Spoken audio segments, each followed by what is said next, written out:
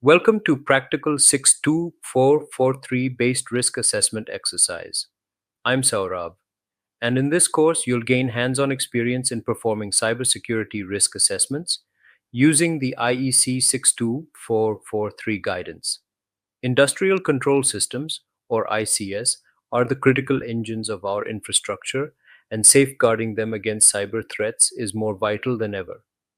This course is designed to take you step by step through the risk assessment process, focusing on practical application rather than theory. We'll start by understanding the key components of an ICS environment, then dive straight into the core of risk assessment. You'll learn how to identify vulnerabilities, assess threats, and apply mitigation strategies, all within the framework of IEC 62443. This isn't just about learning the concepts. You'll get to practice each step, ensuring that by the end of this course, you're not just knowledgeable, you're ready to apply what you've learned in real world scenarios. From asset classification to threat analysis and risk evaluation, every section of this course is designed to build your skills systematically.